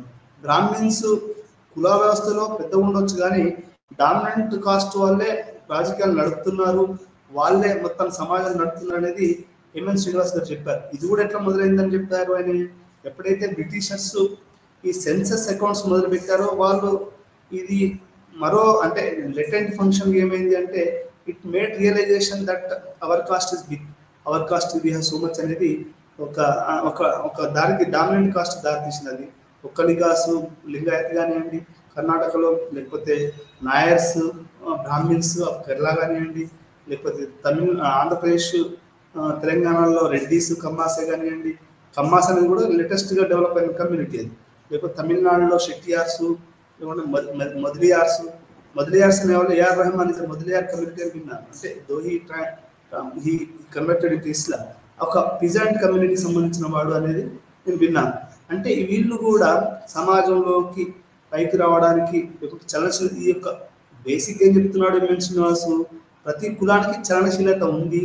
అది మనం ఆ చలనశీలత అనేది ప్రతి కులంలో ఆచారాలు, వాళ్ళ హిందూ దేవుళ్ళను చాలా మంది దళితులు, బీసీలు, కొంత లేకుండా వాళ్ళు ఈరోజు బ్రాహ్మణుల కంటే క్షత్రియుల కంటే కూడా ఎక్కువగా మత ఆచారాలను దేవతలను పూజిస్తూ ఉంటారు. అంటే ఇదేంటి అంటే ఇది నువ్వు దళితునే కావచ్చు, నువ్వు చలనశీలత ఉంది అని చెప్పి చూపించుకోవడానికి వాళ్ళు చేస్తూ ఉంటారు. దీన్ని సాంస్క్రిటైజేషన్ అని చెప్తారు. అంటే ఒక సాంస్కృతిక సాంస్క్రిట్లో చెప్పబడిన రామాయణ మహాభారతాలు వీళ్ళు అట్లా ఫాలో అవుతూ ఉంటారు. అధ్యాయం 3, 4 కుర్గుల్లో ఆచార భాష మంగళం యొక్క ఆచార సముదాయం పొల్మార్ మడి యొక్క భావన. 3వ అధ్యాయంలో ప్రతి సమాజానికి ఆచారాల శరీరం ఉంటుంది. అంటే కొన్ని ట్రెడిషన్స్ ఉంటాయి. ఇంత బాగా చెప్పాడు. ప్రతి సమాజానికి ఆచారాల శరీరం ఉంది అనే పరిశీలనతో ప్రారంభం అవుతుంది. Every society has the body of traditions. ఇది ఆచారాలు వ్యక్తిగత చర్యలు కలిగి ఉండవచ్చు, లేదా నిరంతరం లేదా తరచుగా అప్పుడప్పుడు తమను తాము పునరుద్ధి చేసే మొత్తం చర్యలను ఆచార సముదాయాలను కలిగి ఉండొచ్చు. అంటే ఒక ఉదయం లేవగానే ఒక బ్రాహ్మణ కుటుంబం, ఒక బ్రాహ్మణుడు ఎట్లా ఉదయం లేవగానే ఏం చేస్తాడు, ఒక క్షత్రుడు లేవగానే ఏం చేస్తాడు, ఒక శూద్రుడు ఏం చేస్తాడు, ఒక వైశ్యుడు. మనం ఉదాహరణ తీసుకుంటే ఒక బ్రాహ్మణుడు ఉదయం లేవగానే వాడు సంధ్యావందనం చేయవచ్చు. అదే ఒక క్షత్రుడు ఉదయం లేవగానే ఇంకేదన్నా వేరే వాళ్ళ కులదేవాన్ని చూడొచ్చు. ఒక శూద్రుడు, ఒక వైశ్యుడు లేచినప్పుడు వాళ్ళ కులదేవాన్ని చూడొచ్చు. ఒక శూద్రుడు లేచినప్పుడు అది వేరే రకంగా ఉంటుంది. మన ఒక దళితులు లేచినప్పుడు అసలు వాడు మనకి దినచర్య అంటే ఏముండదు, వాడు ఎప్పుడు పడుకుంటే ఎప్పుడు లేస్తూ ఉంటుంది తెలియకపోవచ్చు. అంటే ప్రతి సమూహానికి, ప్రతి కులానికి కొన్ని ఆచార్యాల శరీరం ఉండదు, ఒక ట్రెడిషనల్ ఉంటుంది. అది మొత్తం సముదాయానికి సంబంధించవచ్చు, ఇండివిజువల్కి సంబంధించి ఉండొచ్చు అని మనం ఇక్కడ అర్థం చేసుకోవాలి. 2 అధ్యాయాలలో కూర్గు సామాజిక జీవితంలో ఆచారం గుర్తించారు. ఆయన నమస్కారం యొక్క సాధారణ అభ్యాసం నుండి ఆచార సందర్భాల పండుగల వరకు ఆయన ఈ కూర్గులలో ఇవెట్లా ఉన్నాయి ట్రెడిషన్స్ అనేది ఆయన చూశాడు. ఒకటేమో నమస్కారం యొక్క సాధారణ, అంటే మనం ఇప్పుడు నమస్తే చేసాం అనుకోండి, తెలంగాణ అంటే నమస్తే అన్న అంటారు, ఇక్కడ ఆంధ్ర అంటే వాళ్ళేమో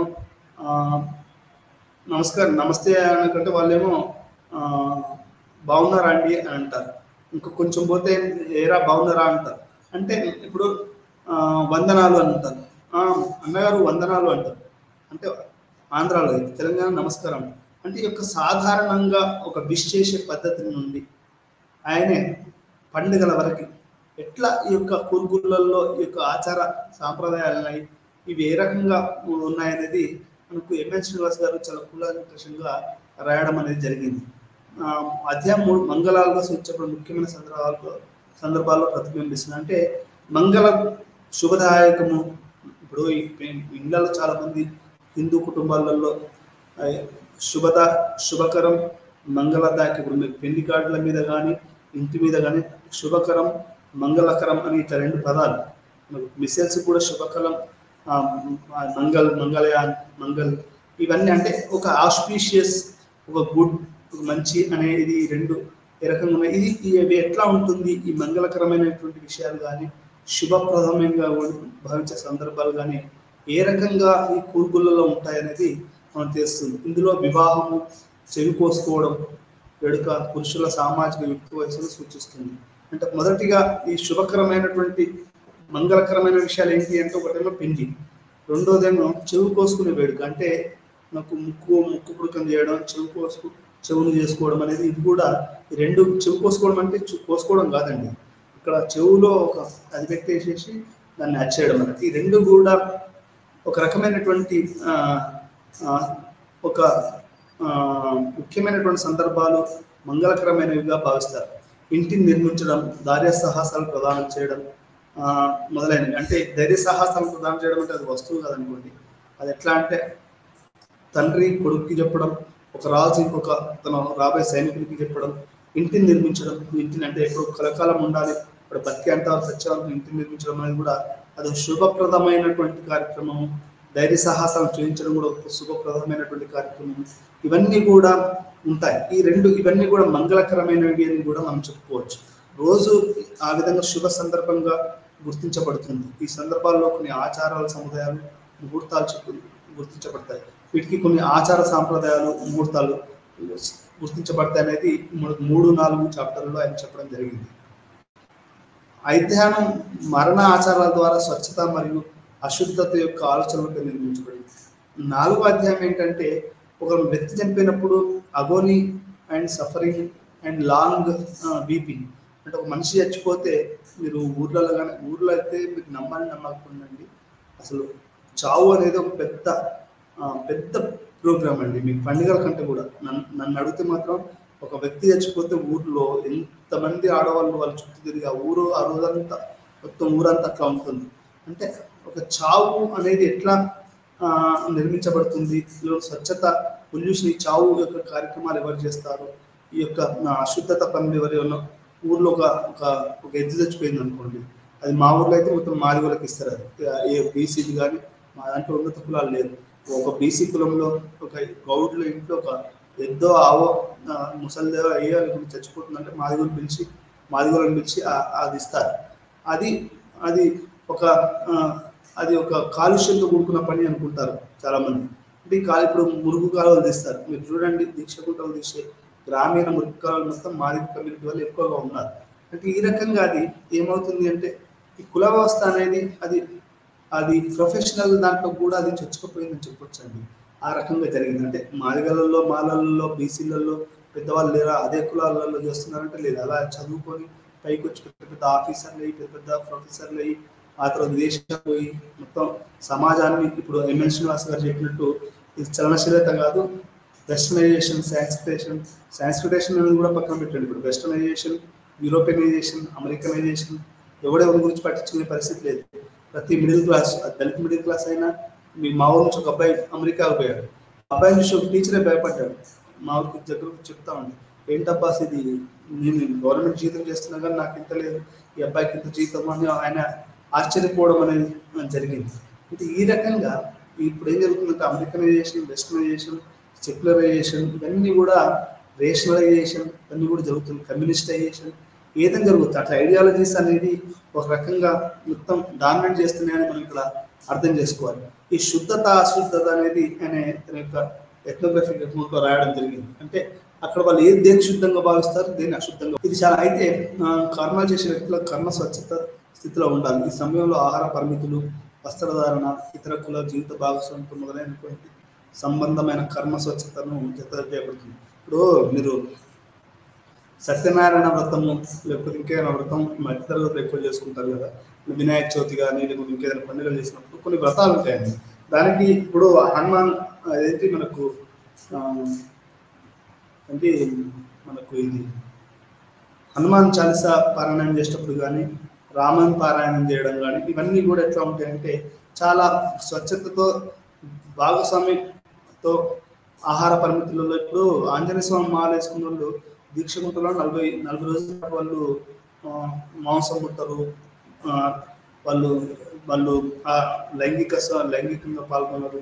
అంటే ఒక పరిమితులు, ఇట్లాంటి వస్త్రధారణ కానీ లేకుంటే ఆహార పరిమితులు కానీ చాలా చాలా సంయమనం పాటు. బూతులు కూడా మాట్లాడు, స్వామి స్వామి అంటారు. ఇప్పుడు మేము కొట్లో ఉన్నప్పుడు వాడు ఆ బెల్లం అన్న ఇంకా తీసుకోవడం, ఇవ్వండి స్వామి, అది ఇవ్వండి స్వామి అంటాడు తప్ప బూతులు కూడా మాట్లాడు. అంటే నీ భాష మాట్లాడడం కానీ, ఆహార పరిమితులు కానీ, వస్త్రధారణ కానీ, ఇవన్నీ కూడా ఒక పరిమితితో కూడుకుంటుంది అనేది మనం ఇక్కడ అర్థం చేసుకోవాలి. అంటే స్వచ్ఛత మరియు ఈ యొక్క అశుద్ధత అనేది మనం ఇక్కడ అర్థం చేసుకోవాలి. ఇవి ఎట్లా ఉంటాయి అనేది కూడా ఎంఎన్ శ్రీనివాస్ గారు ఈ కూర్పులో ఎట్లా ఉంటుంది అనేది కూడా ఆయన చదవడం జరిగింది.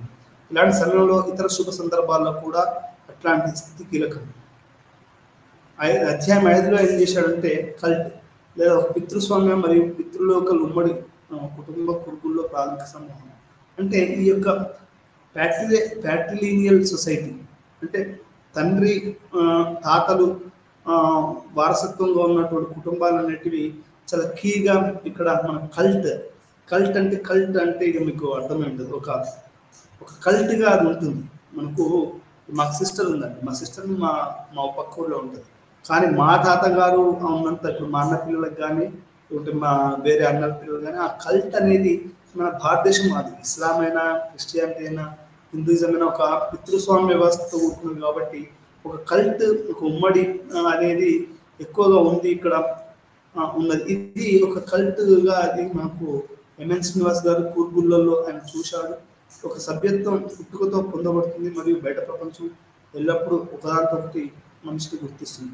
అంటే నువ్వు ఏమిటోళ్ళయ్యా మీరు పలానా ఇంటి పేరుని చూసి వాళ్ళు చెప్తారు.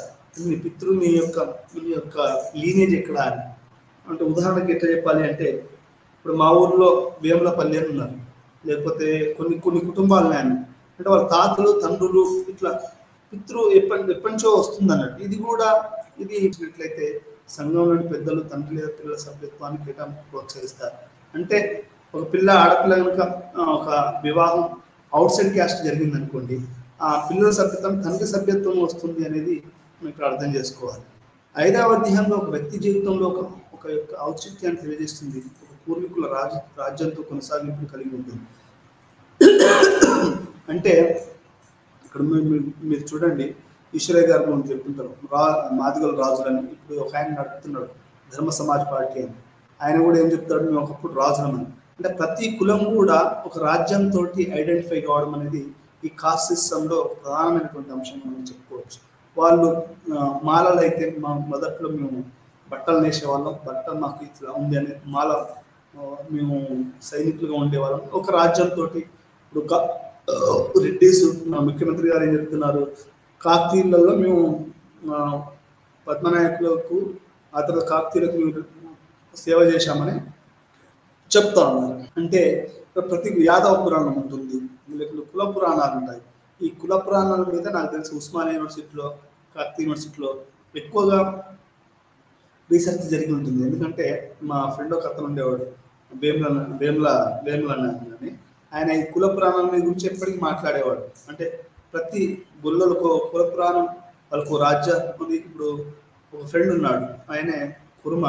ఆయన ఏమంటాడు అంటే, ఈయన పేరు గుర్తుకు రావట్లేదు అది, ఆయన ఇక్కడి నుంచే అని చెప్తాడు. అంటే ఈ యొక్క అష్టదిగ్గజాలను మెయింటైన్ చేసిన విజయనగర సామ్రాజ్యం అనేది మా కులానికి సంబంధించిందే, మా కుల పురాణమే. అంటే ప్రతి కులానికి ఎంఎన్ శ్రీనివాస్ గారు చెప్పేది ఏంటి అంటే, ఒక పూర్వపు ఒక రాజరికాన్ని పూర్వీకుల రాజ్యంతో కొనసాగింపును కలిగి ఉంటుంది అనేది మనం ఇక్కడ అర్థం చేసుకోవాలి. ఇక్కడ ఒక వ్యక్తి తన మరణం తర్వాత అపోతియ సైడ్ పూర్వీకుల శరీరం చేరుతాడు. పూర్వీకులు భూమిని చూపిస్తారని నమ్ముతారు. మరి ఎప్పటికప్పుడు పూజలు మరియు ప్రాయశ్చిత్తం పొందుతారు. ఒక ఆధీనంలో ఉన్న పూర్వీకుల భూమి ఉమ్మడి ఆస్తిని కలిగి ఉంది. మరి భూమి తరతరాలుగా విభజించబడకుండా ఉండేలా కృషి చేస్తారు. ఒక కుటుంబంలో అంటే ఇప్పుడు మొత్తం డివిజన్ అయింది అనుకోండి, ఎంఎన్ శ్రీనివాస్ ఈ కూరుగుళ్ళలో ఎట్లా ఉంది అంటే, భూమిని తరతరాలుగా వాళ్ళ దాంట్లోనే ఉండేటట్టు చూస్తారనేది మనకి ఎంఎన్ శ్రీనివాస్ గారు చెప్తున్నారు. అది వాళ్ళు ఎటువంటి దాని విభజన కాకుండా తరతరాలుగా ఆ భూమి అట్లే ఉండేటట్టు చూస్తారు. ఆ విధంగా ఇంటి పరిణామము చాలా పెద్దదిగా మారితే కొంతమంది సభ్యులు భూమిపై అనుబంధ గృహాన్ని నిర్మించి దానికి మార్చవచ్చు. కానీ ఆస్తి కలిగి ఉంటుంది. ప్రతి ఒక్కకు ఒక తల ఉంటుంది. అతని సీనియర్ అజ్ఞాత పురుషుడు ఇంటి పురుషుల మధ్య విధులు మరియు బాధ్యతలను అప్పగించుకోవడానికి ఇంటి బాధ్యత వహిస్తాడు. ప్రతి కుటుంబానికి ఒక పెద్ద తలకాయ ఉంటుంది. అంటే వాళ్ళ జనరేషన్ టుగెదర్ నుంచి ఒక కుల పెద్ద అనుకోండి. ఇప్పుడు మా ఊర్లో ఎప్పుడు లేదండి, గౌడు విగ్రహాన్ని పెట్టారు మా ఊరు మొదట్లో. అంటే నాకు అది అర్థం ఏంటండి అంటే, దానికి ఆ కులానికి సంబంధించిన ఆయన ఒక రకమైనటువంటి పూర్వీకుడు, వాళ్ళ కులానికి సంబంధించిన వాడు అని అజ్ఞాత పురుషుడు అని చెప్పవచ్చు. ఆ అజ్ఞాత పురుషుడిని దీంట్లోకి తీసుకొచ్చారని మనం ఇక్కడ అర్థం చేసుకోవాలి. పెద్ద ఆరాధనలో సామాజిక యూనిట్లు. కూర్పు సామాజిక జీవితంలో గ్రామదేవత ముఖ్యమైన పాత్రను కలిగి ఉంది. గ్రామదేవతగా పేర్కొనబడినప్పటికీ ప్రశ్నలో దేవత ఒకటి కంటే ఎక్కువ గ్రామాలు కలిపి దేవతగా ఉండొచ్చు. అంటే మొత్తం అన్ని విలేజ్లు కలిపి ఒక దేవాలయం ఉండొచ్చు, ఒక దేవత ఉండొచ్చు. మనకు ఇప్పుడు సమ్మక్క సారక్కల్లాగా, గుంజేడు ముస్లింలాగా ఉండొచ్చు. హిందూ దేవాలయాలతో పోలిస్తే ఈ దేవతల ఆలయాలు సరళమైనవి మరి తక్కువ అలంకరించబడినవి. అంటే పెద్ద పెద్ద టెంపుల్స్తో పోలిస్తే ఈ గ్రామ దేవతలు వీళ్ళందరూ కూడా సాదాసీదాగా ఉంటారు, పెద్ద పెద్ద టెంపుల్సే ఉంటారు. గ్రామ దేవత యొక్క ఆలయం దిగువ కులానికి చెందిన దేవతల వెలుపల గర్భగుడిని కలిగి ఉండే సందర్భాలు ఉన్నాయి. అంటే గర్భగుడి అనేది వెలుపల కలిగి ఉంటుంది, బయటే ఉండదు. మీకు సమ్మక్క సారక్క చూస్తే ఆ దిమ్మె బయటనే ఉంటుంది. ఇప్పుడు అదే మీరు ఏదైనా హైదరాబాద్లో ఏదైనా టెంపుల్ తీసుకోండి, ఒక 2-3 గదులు దాటిన తర్వాత అప్పుడు గర్భగుడి ఉంటుంది. ఆ గర్భగుడిలో దేవత కానీ దేవుడు కానీ ఉంటాడు. అంటే ఇట్లాంటి కానీ కొరుగుళ్ళలో మాత్రం అలా కాకుండా గర్భగుడి అనేది బయట ఉంటుంది అనేది ఇక్కడ మనం అర్థం చేసుకోవాలి. వారి దేవతలను ఆరాధించే చాలా గ్రామ పండుగలు దాదాపు అదే సమయంలో జరుగుతాయి. అంటే ఆ టెంపుల్ ఫెస్టివల్ ఆ యొక్క అది మా చేసేటి కూడా ఒకే టైంలో జరుగుతాయని మనం అర్థం చేసుకోవాలి. కానీ కీలకమైన ఉత్సవాలు నిర్వహించే గ్రామాలలో వారి ఉత్సవాల ప్రయత్న సంవత్సరాలు ప్రధానమైనవి అవగాహన ఉంది. ఉత్సవాలకు సంబంధించిన నిర్ణయాలను సులభతరం చేయడానికి కులయాలతో సహా గ్రామంలో ప్రతి కులానికి చెందిన సభ్యులు సమావేశానికి లేదా గ్రామ సభకు హాజరవుతారు. దీంట్లో అన్ని కులాల వాళ్ళు, అంటే ఇప్పుడు ఆ కుల ఇప్పుడు సమ్మక్క సారక్క చేసి ఎట్లా చేయాలనేది ఆ కుల కులం కాకుండా కన్నోళ్ళందరూ కూడా హాజరవుతారు. అట్లే ఇక్కడ కూర్గులో కూడా ఏంటంటే ఆ గ్రామ దేవత ఆ మొత్తం ఆ కన్నట్టు చుట్టుపక్కల ఉన్నటువంటి మీరు చూసే ఉంటారు. ఇది కర్ణాటకలో వచ్చినటువంటి ఆ సినిమా కాంతార, దాంట్లో కూడా ఆ చుట్టుపక్కల గ్రామాల వాళ్ళు పెద్ద పండుగ జరిగితే ఆ చుట్టుపక్కల గ్రామాల వాళ్ళు నిర్ణయిస్తారు. అంటే గ్రామ సభల్లో అందరూ పాల్గొంటారు. అక్కడ కులాల భేదాలే ఉండవు. ఈ అంటే చిన్న ఈ దేవతలు గ్రామీణ దేవతల కింద కులాల మతాలు తక్కువ అండి. ఇప్పుడు రాముడు కృష్ణుడు ఈ సిటీలు పెద్ద పెద్ద దేవుళ్ళు వీళ్ళు వేరు, కానీ మిగతా వాళ్ళందరూ కూడా వీళ్ళు చాలా తక్కువగా అని చెప్పొచ్చు. ఈ పండుగ కొన్ని సమయాల్లో పోలేయాలు ఈ ఇంటి లోపల మరి వీక్షణంగా దూరంగా ఉండవలసి ఉంటుంది. ఈ రకంగా పెద్ద ఆరాధన సామాజిక యూనిట్లు అనేటువంటి పెద్ద పెద్ద ఆరాధన అంటే కొన్ని ఊర్లని కలిపేసేసి ఒక దేవత ఒక దేవుడు ఉంటాడు అనేది మనం ఇక్కడ అర్థం చేసుకోవాలి. హిందూ మతం అధ్యయనం అంటే హిందూ మతం ఇతర మతాల మాదిరిగా స్థిరమైనది కాదు. ఇది సమయంలో రాజకీయ మరియు సామాజిక శక్తులతో ప్రభావితం చేస్తుంది మరియు ప్రభావితమవుతుంది. అంటే నేను కనుక పిహెచ్డీ చేసినట్టు మల్టిపుల్ ముస్లిం ఐడెంటిటీస్ అన్నట్టు, అంటే ముస్లిం రిలీజన్ అనేది ఒకటి కాదు, దాంట్లో రకరకాలమైన అది ఎప్పుడు డైనమిక్గా ఉంటుంది. మాదిరిగానే స్థిరమైనది కాదు ఇది. అంటే క్రిస్టియానిటీ ఒకటే అది దానికి ఒక జడత్వం లేనిది, అది ఎప్పటికప్పుడు మారుతుంది అని చెప్పేటువంటి కలోనియల్ ఆంథ్రోపాలజిస్టులు కానీ సోషాలిస్టులు కాదు. ఇది హిందూ మతం కూడా dynamic, every religion is a dynamic అనేది ఇక్కడ మనకి ఎంఎస్ క్లాస్ గారు ఒకరు చెప్పకనే చెప్తున్నారు. ఇది సమయం రాజకీయ మరియు సామాజిక శక్తులచే ప్రభావితం చేస్తుంది మరియు ప్రభావితం అవుతుంది. సంస్కృతీకరణ ప్రక్రియ భారతదేశం అంతటా వారి ప్రయాణాల్లో వివిధ రూపాలను ధరించడంతో పాటు సంస్కృత లేబుళ్ళు మరియు రూపాలను స్వీకరించే స్థానిక దేవతల ద్వారా హిందూ మతం వెలుపల సమూహంలోకి ప్రవేశించడం జరుగుతుంది. ఇది సంస్కృత ఆచారాల వ్యాప్తికి దారితీస్తుంది మరియు సంస్కృతేతర ఆచారాల సంస్కృతీకరణ పెరుగుతుంది. అంటే సాంస్క్రిటైజింగ్ నాన్ సాంస్క్రిటైజ్డ్ ట్రెడిషన్స్. సాంస్కృతిక హిందూ మతం హిందువులందరూ కొన్ని సాధారణ విలువలను అందిస్తుంది మరియు సాధారణ విలువలు కలిగి ఉండడం ప్రజలను ఒక సంఘంగా కలుపుతుంది. ఊరుగు విషయానికి వస్తే వారి ప్రాంతీయ పుణ్యక్షేత్రాలు మరియు దేవాలయాలు సందర్శించడం మరియు కావేరి గంగను పోల్చడం ద్వారా పవిత్రమైనదిగా చెప్పచ్చు. అంటే వాళ్ళ దేవాలయాలను వాళ్ళు కావేరి గంగతో పోలుస్తారనేది మనకి ఎంఎస్ గారు చెప్తున్నారు. మొత్తంగా కూర్గు సమాజంలో మతం అనేది ఎంత లోతుగా వేసుకుపోయిందనే వాస్తవాన్ని నాకు ఈ పుస్తకం తెలియజేస్తుంది. కూర్గుల్లో ఎథ్నోగ్రఫీ కేంద్రంగా ఉంచడంతో పుస్తకం క్షితిజ సమాంతర సంగీతం మరియు నిలువు సంగీతం అంటే vertical solidarity and linear solidarity అనేది ఎట్లా ఉంటుందని చెప్తుంది. సామాజిక మార్పు సంస్కృతీకరణ యొక్క ఆలోచనను ముందుకు తీసుకొచ్చింది. అదేవిధంగా ఇక్కడ నిరంతర ప్రక్రియగా వ్యవస్తుంది. పుస్తకంలోని కొన్ని విభాగాలు పునరుద్ధరమయ్యే సందర్భాలు ఉన్నప్పటికీ ప్రస్తావన ఉంటుంది. సమగ్రమైన వివరణాత్మకంగా ఎథ్నోగ్రఫీని అర్థం చేసుకోవడానికి తప్పనిసరిగా మనం అందరం దీన్ని చదవాలని మనకు ఈ మొత్తం ఈ పాఠం అర్థం చెప్తుంది. అంటే ఏ మతాన్ని అర్థం చేసుకోవాలనుకున్నా కానీ ఈ రిలీజన్ అనే దాన్ని మనం చదవడం చాలా చాలా ముఖ్యమని చెప్తూ ఈ అకౌంట్ మొత్తానికి ఒక సోషాలజీలో ఒక రెవల్యూషన్ లాంటిదని చెప్తూ ఒక సున్నితమైనటువంటి అని ఏమంటారంటే ఒక సున్నితమైన విప్లవం, సాఫ్ట్ రెవల్యూషన్ లాగా మనం అర్థం చేసుకుంటూ ఈ పాఠాన్ని ఇంతతో మిగతాం. మరొక ఎత్తుతో మళ్ళీ అప్పుడు నమస్కారం.